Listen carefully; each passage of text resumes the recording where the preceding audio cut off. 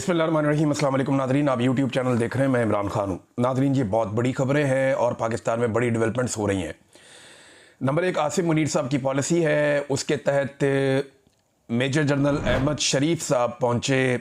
ये DGISPR है, खैबर पख्तूनख्वा में, पेशावर में। उन्होंने जाके वहाँ पर प्रेस कॉन्फ्रेंस की।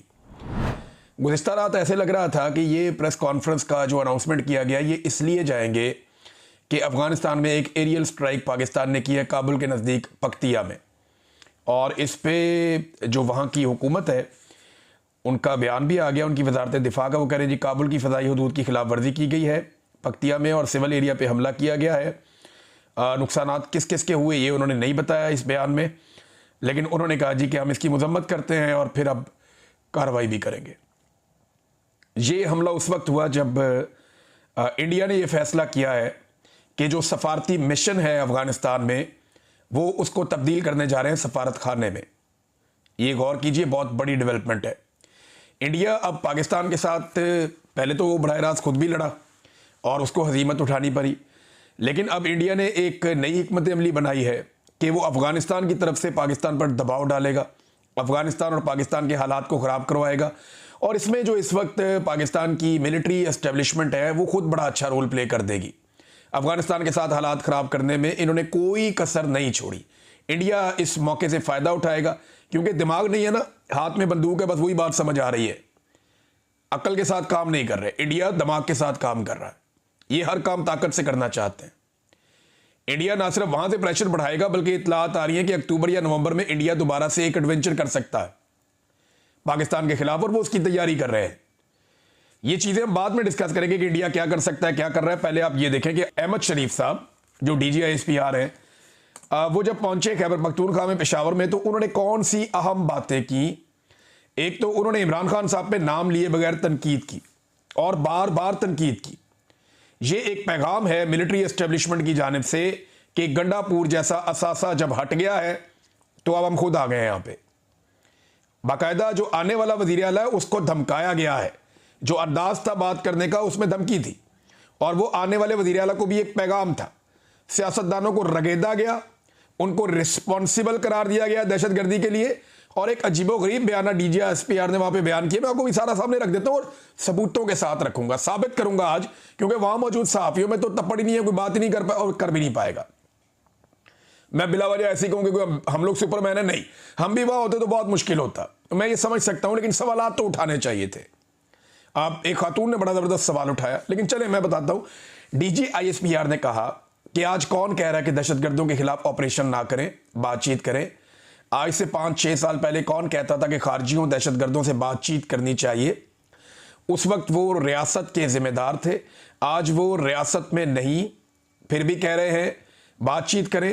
ये कहते हैं जिन लोगों ने आपके बच्चे मारे, सर काटे, उनसे बातचीत कर लो। ये कौन कह रहा है? DGISPR। जबकि इसी फौज का सरबराह फील्ड मार्शल आसिम मुनीर और शहबाज शरीफ तारीफें कर रहे हैं एक ऐसे मुआहदे की जहां पे 70,000 फलस्तीनी कत्ल किए गए, और वो कत्ल करने वाले इसराइल, जिसको आलमी सतह पे लोग दहशतगर्द कहते हैं, उसके साथ मुज़ाकरात और डील के ऊपर ये लोग दिन रात शादियां बजा रहे हैं। मैं सिर्फ एक मिसाल दे रहा हूं। अभी ये बात मैंने नहीं की कि यहां क्या होना चाहिए या इमरान खान ने क्या कहा। मैं सिर्फ इस एक बात के ऊपर दूसरा काउंटर नैरेटिव रख रहा हूं कि एक ही वक्त में आप कह रहे हैं कि यहां पे हम बात नहीं करना चाहते, ये तो सारे दहशतगर्द हैं, हमने बात नहीं करनी इनके साथ, बड़ी अच्छी बात है, ना करें। लेकिन सेम टाइम में आपकी इसराइल के लिए पॉलिसी मुख्तलिफ है, क्योंकि डोनाल्ड ट्रंप ने डंडा दिया हुआ है। वहां आप तारीफें कर रहे हैं एक ऐसी डील की जो 70,000 कत्लों के बाद हो गई। यही बात है ना। वहां के लोग अगर चाहते थे कि अमन हो, फलस्तीन के लोग, तो यहां के लोग भी चाहते हैं कि अमन हो, पाकिस्तान के लोग।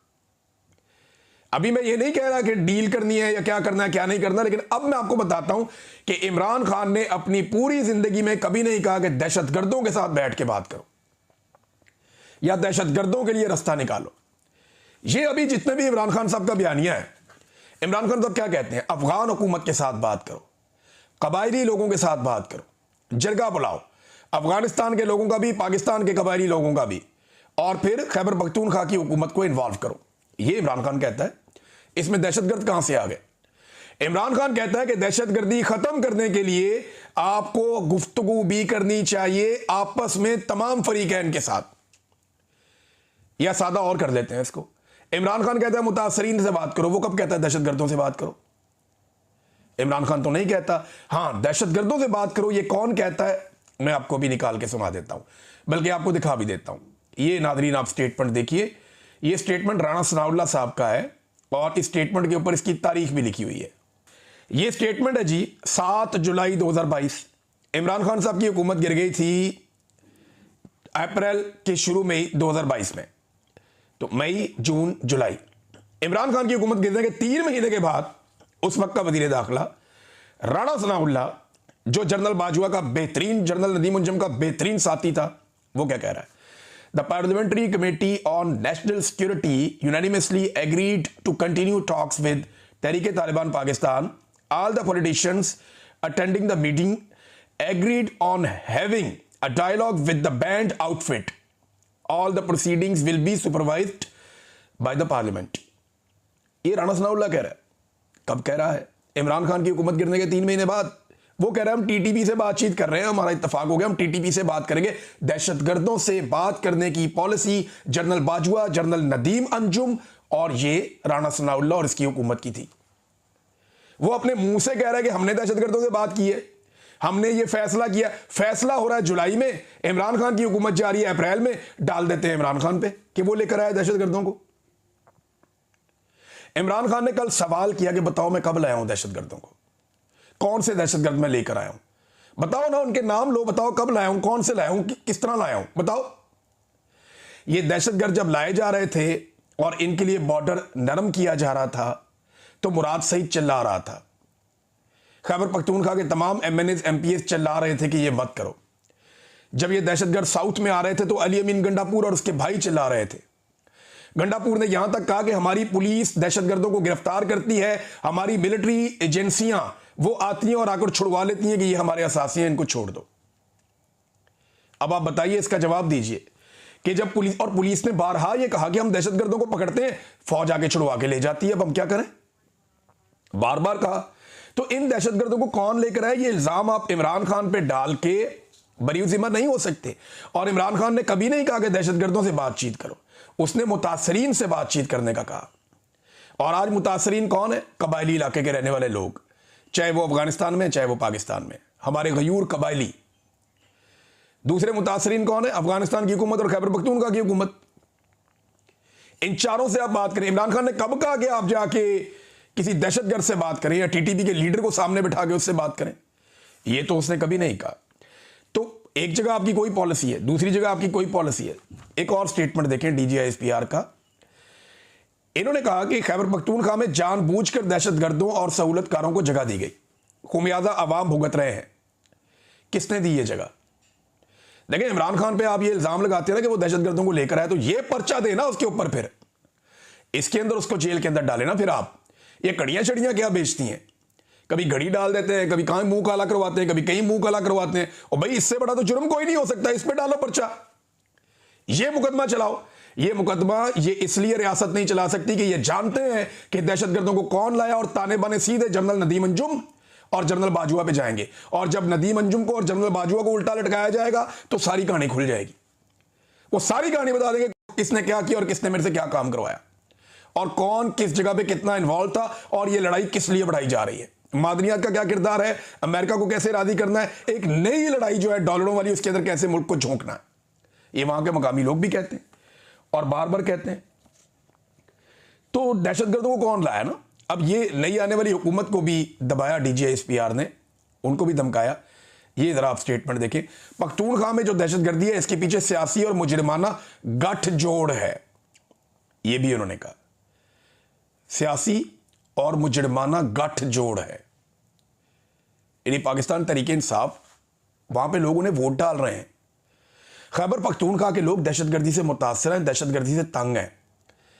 उन्होंने परवेज खटक को दौर में वोट डाला पीटीआई को, 2018 में उससे ज्यादा वोट डाला पीटीआई को, 2024 में उससे ज्यादा वोट डाला पीटीआई को। अगर फौज की पॉलिसी ठीक होती तो इतना वोट तो ना पड़ता पीटीआई को, फौज को पड़ जाता या फौज की जमातों को पड़ जाता। भाई ये वाइट सूबा है ना जहां पे वोट लोगों ने गिनवा भी दिया बैठ के कि नहीं हमने अपनी हुकूमत लेनी है। बाकी जगह पे तो इन्होंने 2 नंबरी कर दी, फॉर्म 47 जालसाजी कर दी। लेकिन खैबर पख्तूनख्वा में इतना सख्त रिएक्शन था कि यहां पे 2 नंबरी भी नहीं कर सके। फॉर्म 47 जारी किए, लेकिन इतनी बड़ी तादाद में लोगों ने यहां पे सब कुछ होने नहीं दिया। अब खुद बता रहे हैं DGISPR के 14,500 से ज्यादा ऑपरेशन किए गए। सवाल यह है कि 14,500 ऑपरेशन करके आप अमन कायम नहीं कर सके तो वो फॉर्मूले पे आ जाए ना। आप जो मुतासरीन हैं उनसे बात करें, उनके साथ बैठें। अगर आपकी पॉलिसी काम कर रही होती तो आज बलूचिस्तान में अमन ना होता। वहां पे तो आपकी अपनी हुकूमत है, आपके अपने कठपुतली पिछले कई दहाइयों से बैठे हुए हैं। बलूचिस्तान का तो बेड़ा गर्क कर दिया, वहां अमन ही नहीं है। अगर फौज के कंट्रोल में बलूचिस्तान की तरह खैबर पख्तूनख्वा दे दिया तो खैबर पख्तूनख्वा की भी वही हालत हो जाएगी जो आज बलूचिस्तान की है, क्योंकि वहां पे फौज की पॉलिसी चलती है। बेड़ा गर्क हो गया वहां पे, कोई वहां पे सरकार हुकूमत आई नहीं, कोई सरकार आई नहीं वहां पे, वहां पूरा कंट्रोल है। कोई वहां बंदा जा ही नहीं सकता, आप रात को ट्रेवल नहीं कर सकते, इंटरनेट वहां पे बंद है, मोबाइल वहां पे बंद है। वहां सिर्फ एक ही काम हो रहा है, मादनियत निकालो, पचाओ बस। अमेरिका को कंसाइनमेंट दिया बहुत बड़ा, और भी दे देंगे ट्रंप को राजी करने के लिए। तो बात यह है कि बलूचिस्तान की जो हालत हो गई है, वहां तो मिलिट्री एस्टेब्लिशमेंट का पूरा कंट्रोल है, सियासी वजूद ही नहीं है। तो क्या यही हालत करनी है खैबर पख्तूनख्वा की भी, कि यहां से सिर्फ मादनियात नहीं निकलेंगी और लोग सिसकते रहेंगे, लोग अजीबोगरीब जिंदगी गुजारते रहेंगे। बलूचिस्तान के हालात आप देख लें, नोगो एरिया बन गया है, कच्चे के हालात आप देख लें। रात के वक्त गाड़ियां नहीं अब गुजरती सिंध से पंजाब के बीच में, गुजरती हैं तो उनको स्क्वाड किया जाता है आगे पीछे, ये पुलिस की बहुत सारी गाड़ियां लगा के, कमांडोज की। अब वो नोगो एरिया बना हुआ है जी, कच्चे का इलाका भी, वो बड़े लीथल हो गए हैं डाकू। TLP पंजाब में इस वक्त सड़कों पे है, कश्मीर में दोबारा लड़ाई शुरू हो गई है और कश्मीर में इन्होंने फिर पर्चे देना शुरू कर दिए।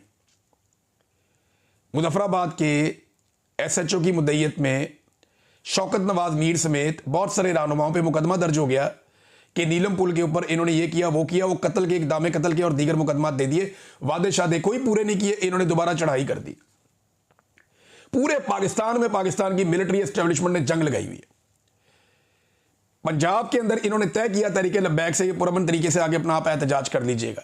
अब वो सड़कों पर निकले हुए हैं, देव मार कुटाई चल रही है हर जगह पे, बंदे कत्ल भी हो गए, बहुत सारे जख्मी भी हो गए, वो रिजवी बरादरान भी आ गए, वो सड़कों पे आगे की तरफ बढ़ रहे हैं। पुलिस उन्हें रोक रही है, पूरे इस्लामाबाद में रास्ते बंद किए हुए हैं, पंजाब में रास्ते बंद किए हुए हैं, कंटेनर लगाए हुए हैं जगह जगह पे, और ये एक नया तमाशा पूरी दुनिया को दिखा रहे हैं। IMF के साथ इनकी जो डील हो रही थी, वो जो एक डील होती है स्टाफ लेवल, वो अभी तक साइन नहीं हुई, उसकी इनको अलग परेशानी है। इकॉनमी का बेड़ा गर्क कर दिया। पाकिस्तान में गिलगित बल्तिस्तान से लेकर कराची तक, गवादर तक इन्होंने पाकिस्तान के हालात पर बात कर दी। और ये सियासतदानों पे कैसे इल्जाम लगा सकते हैं? ये सारे फैसले मिलिट्री एस्टेब्लिशमेंट के थे और उन्होंने ये फैसले किए। और अब मिलिट्री एस्टेब्लिशमेंट का फैसला है कि खैबर पख्तूनख्वा पे उन्हें पूरा कंट्रोल चाहिए। अब ये पूरा कंट्रोल करने के लिए सुहेल अफरीदी एक रुकावट है। PTI के अंदर मुख्तलिफ लोगों को यकीन दिलाया जा रहा है कि तुम्हें वज़ीर आला बनवा देते हैं, तुम्हें बनवा देते हैं, कोई 10 बंदे इकट्ठे कर लो, 8 बंदे इकट्ठे कर लो। वो सारे लोग हाथ खड़े कर देते हैं, जनाब इमरान खान जब तक नहीं कहेगा हम कैसे बन सकते हैं, इमरान खान को मनाया जाए। इमरान खान को जाकर बात की, जनाब KP में हुकूमत गिर जाएगी, सुहेल अफरीदी का नाम तब्दील करें। इमरान खान ने कहा गिराओ हुकूमत, नहीं तब्दील करता, साफ कहा उसने। वो नहीं मानता ये बात, वो कहता है हुकूमत गिरती है, गिरे, मैं सुहेल अफरीदी को भी तब्दील नहीं करता। सुहेल अफरीदी को बाकायदा ये कहा गया कि मिलो आके, उन्होंने कहा पहले इमरान खान से मिलूंगा फिर किसी और से, और इमरान खान की इजाजत से मिलूंगा, वैसे नहीं मिलूंगा। अब यह बंदा कैसे सूट हो सकता है एस्टेब्लिशमेंट को? गंडापुर तो जब मर्जी गायब होकर जिसको मर्जी मिल लेता था। सुहेल अफरीदी को जब पैगाम दिया गया कि आकर मिलो, को बातचीत करें और रास्ता निकालें, उसने कहा जी पहले अपने लीडर इमरान खान से मिलूंगा, उसकी इजाजत मिलेगी तो फिर किसी और से मिलूंगा, वरना नहीं मिलूंगा। गंडापुर को यह करना चाहिए था, गंडापुर ने यह नहीं किया। लेकिन सुहेल अफरीदी की नामजदगी के बाद ये DGISPR का वहां जाकर प्रेस कॉन्फ्रेंस करना, ये पैगाम है कि कुछ और कर दिया जाएगा, तो करके देख ले। खैबर पख्तूनख्वा में एस्टेब्लिशमेंट की पॉलिसीज को इतने लित्तर पड़ने हैं कि इनकी पॉलिसी सूझ जाएगी, जो खैबर पख्तूनख्वा के अंदर लोगों ने करना है इनके साथ, और अभी कश्मीर के अंदर भी होना है, GB के अंदर भी होना है।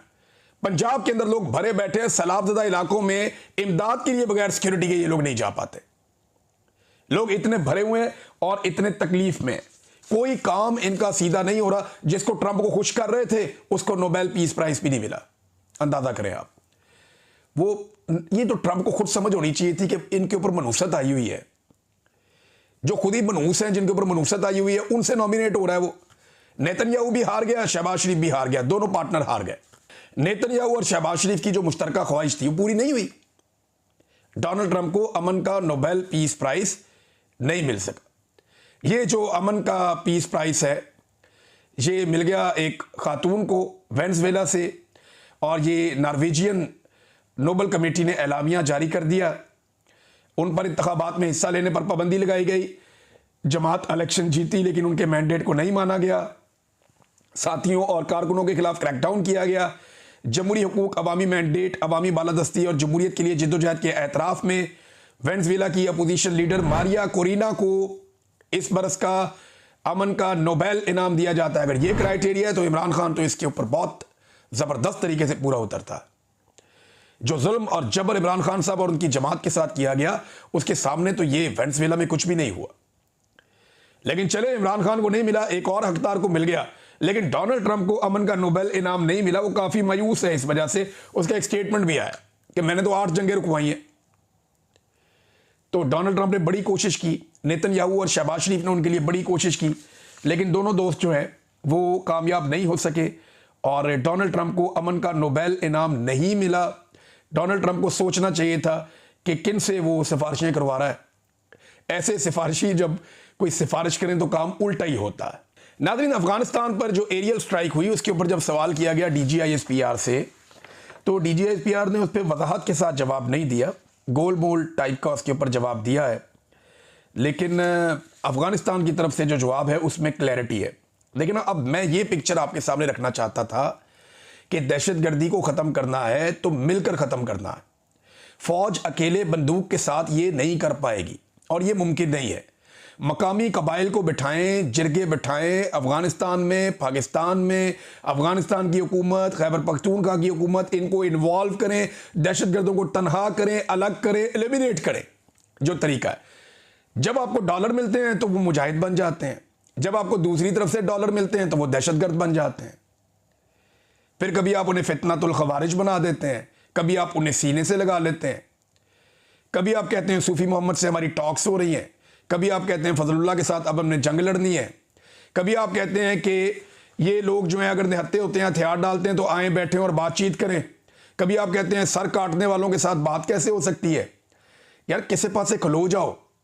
हर 2 साल के बाद आपकी पॉलिसी बदल जाती है, एक नया चीफ आता है, एक और तरफ फौज को लेकर चला जाता है।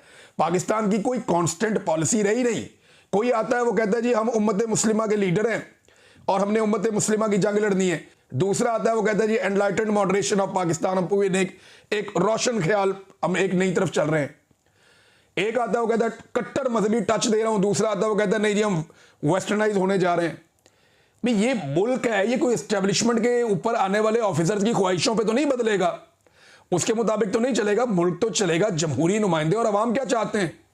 अवाम बार बार बता रहे हैं कि हम PTI को वोट डाल रहे हैं, हमें इमरान खान पे ट्रस्ट है, लेकिन बार बार धोखा दिया जाता है। अब नाज़रीन एक और खबर है, ये फ़लस्तीनियों के हवाले से मेहदी हसन साहब ने भी ये शुबे का इजहार किया है। मेहदी हसन वही सहाफ़ी हैं जिन्होंने ख्वाजा आसिफ साहब की अच्छी खासी दुर्गत बना दी थी। वो ये कहते हैं मैंने कल भी कहा था कि मुझे इस बात का बड़ा खदशा है कि इसराइल जो है वो इस डील को इस्तेमाल करेगा अपने बकिया यरगमालियों को छुड़वाने के लिए और दोबारा से बमबारी शुरू कर देगा।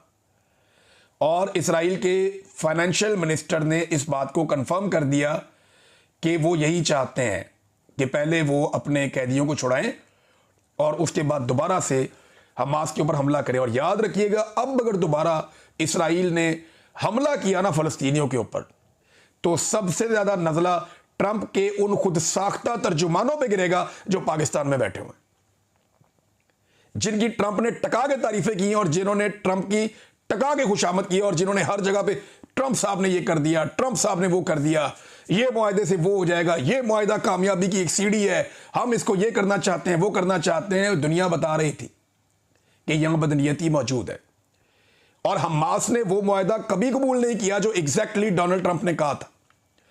दोबारा बमबारी होती है तो आप समझ लें कि बयानिया फिर बढ़ जाएगा मौजूदा पाकिस्तानी हुक्मरानों का भी। नाज़रीन, पाकिस्तान तहरीक इंसाफ को अब चाहिए, क्योंकि ये पॉलिटिकल प्रेस कॉन्फ्रेंस थी, DGISPR की जानिब से, तो पॉलिटिकल प्रेस कॉन्फ्रेंस का पॉलिटिकल जवाब होता है और पॉलिटिकल जवाब उसका आना चाहिए। यानी अब ये जिम्मेदारी है उमर अयूब साहब की, ये जिम्मेदारी है शिबली फराज की, असद कैसर की, जुनेद अकबर की, खास तौर पे शानदाना गुलजार साहब है वहां पे, बाकी जो खैबर पख्तूनख्वा के लोग हैं जिनको सियासी दहशतगर्दों का गठजोड़ करार दिया गया, जिस पॉलिटिकल पार्टी के लीडर के ऊपर इतने बड़े बड़े इल्जामात लगाए गए, हालांकि जब वो हुकूमत में था एक भी तालिबान वापस नहीं आया, और जब उसकी हुकूमत गिर गई तो उसके बाद पॉलिसी पहले बनाई गई जुलाई में, और जुलाई के बाद से तालिबान आना शुरू हो गए, और वो चिल्लाता रहा, उसके साथी चिल्लाते रहे कि ये मत करो, और इन्होंने कर दिया बगैर किसी मुशावरत के, बगैर किसी कंसेंसस के। ये अंधाधुन फौज के कहने के ऊपर तालिबान लेकर आ गए पाकिस्तान में। उस वक्त की मिलिट्री क़यादत ये चाहती थी। इसमें अगर लटकाना है और पकड़ना है तो जनरल बाजवा को और जनरल नदीम अंजुम को पकड़े। जनरल फैज पहले ही आपके पास है, उससे पूछें कि क्यों तालिबान को लेकर आए पाकिस्तान में। एक और नाज़रीन जो खतरा है वो खतरा यह है कि action and aid of civil power, ये एक कानून है, ऑर्डिनेंस है खैबर पख्तूनख्वा में। अगर इसको खत्म कर दिया गया तो फौज के पास खैबर पख्तूनख्वा में खुद से ऑपरेशंस करने का इख्तियार कानूनी तौर पे खत्म हो जाएगा, और ये सुहेल अफरीदी ने आके कर देना है। देखिए 3-4 गारंटीज इस वक्त मिलिट्री एस्टेब्लिशमेंट चाहती है। नंबर 1 मादनियात वाला bill, number 2 military operation, number 3 ये जो action and aid and civil power वाला बिल है ये मौजूद रहे, और कुछ चीज़ें और हैं जो वो चाहते हैं खैबर पख्तूनख्वा में मौजूद रहे। इनके खिलाफ तो कोई भी पार्टी नहीं जा सकती। इस वक्त अपोजिशन ने इतनी सी भी कोशिश नहीं की कि वो अपना वज़ीर आला लेकर आए। उन्हें पता है कि वो फैसले वो भी नहीं कर पाएंगे, लिहाजा पीटीआई को ही आने दो। और पीटीआई के अंदर इमरान खान ने जिसके ऊपर उंगली रखनी है, चाहे सुहेल है या कोई भी है, वही वज़ीर आला खैबर पख्तूनख्वा बनेगा। कोई और एडवेंचर अगर करना है एस्टेब्लिशमेंट ने तो करके देख ले। इससे पहले जो इन्होंने कामयाबियां समेटी हैं पाकिस्तान में, ये और समेट लें। ये खैबर पख्तूनख्वा को बलूचिस्तान बना देंगे अगर इनकी बात सुनी तो। अब तक के लिए इतनी, अपना ख्याल रखिएगा, अपने चैनल का भी। अल्लाह हाफ़िज़।